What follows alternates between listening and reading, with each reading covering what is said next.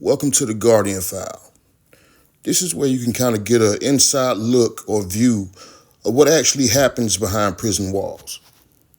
Before I go any further, make sure you hit the like button and also make sure you subscribe. Let me start by asking this question. Have you ever constantly got phone calls from whether it's a family member, friend, or associate who's locked up in prison? And it's cool if they're calling, just to check on the family, just to even have small talk. But no, this person is constantly requesting money. They may even go as far as guilting you into sending them money, making you feel like you're not a real friend or a true family member if you don't send this money. They'll try to make you think that the prison isn't supplying them with anything. Almost like the prison is just giving them bread and water and access to nothing else.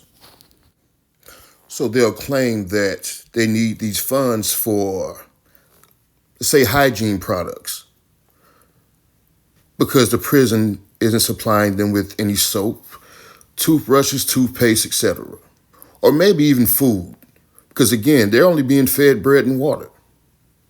And they'll convince you that this is true.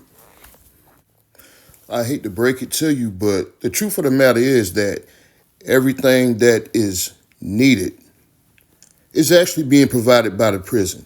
Now, it may not be the best brand names or the best tasting food. But for example, in the federal system, the inmates eat pretty good.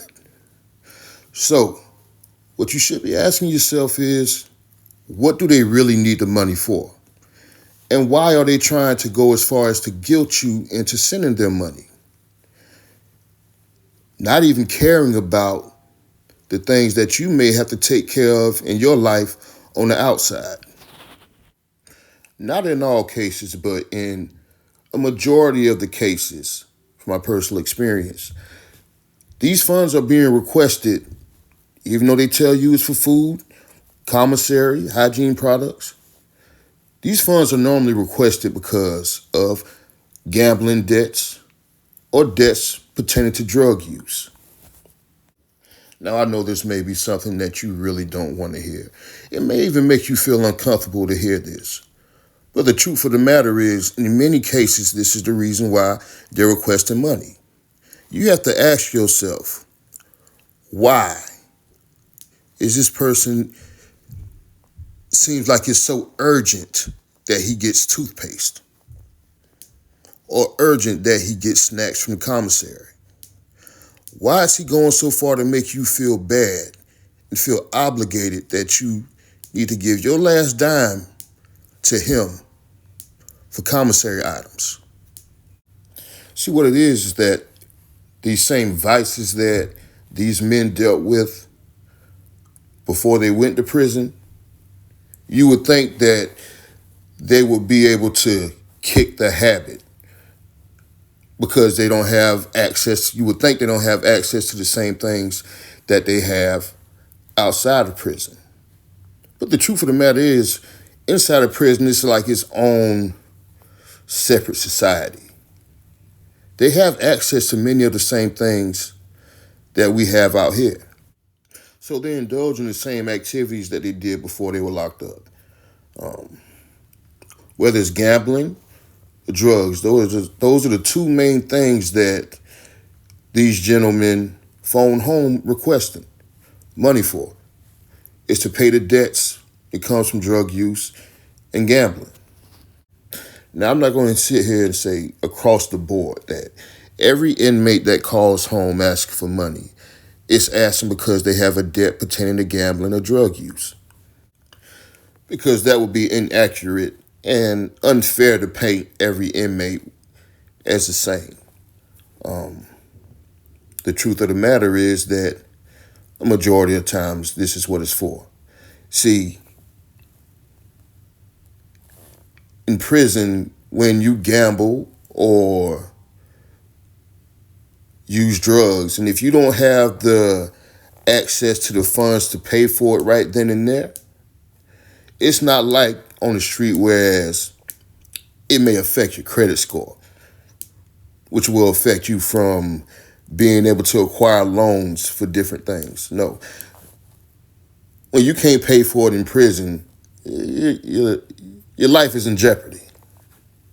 So it's going to be a little bit more urgency, when you can't pay your gambling debt or debt for drug use. So these gentlemen a lot of times will walk into a situation knowing that they don't have the money to cover themselves.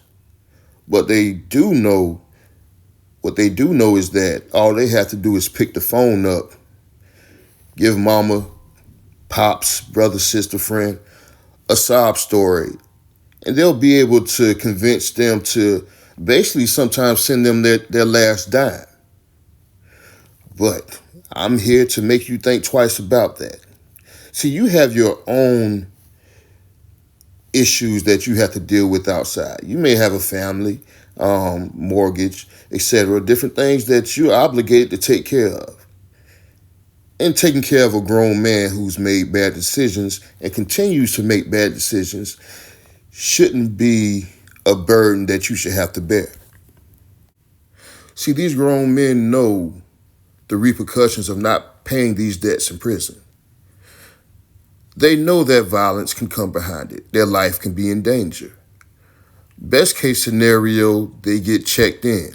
See, being checked in means that they go to solitary confinement, special housing unit, a lockdown, until they're able to come up with the funds for the debt that they owe.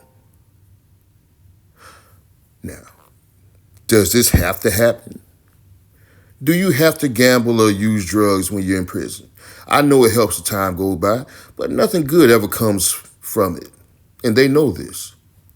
So, should you stress yourself over an adult that chooses to continue to make the wrong decisions? Should you risk your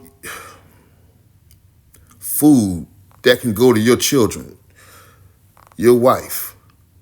Should you risk the money that you have to pay this mortgage with and lose your home?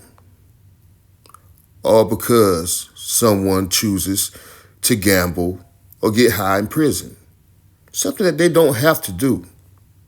Now, from this point on, if you continue to support these bad habits, then you get what you get. It's one thing if you don't know, but now you know. So if you choose to continue to be manipulated into giving your last dime, then you can't be angry with anybody else but yourself. So again, when an inmate is constantly calling you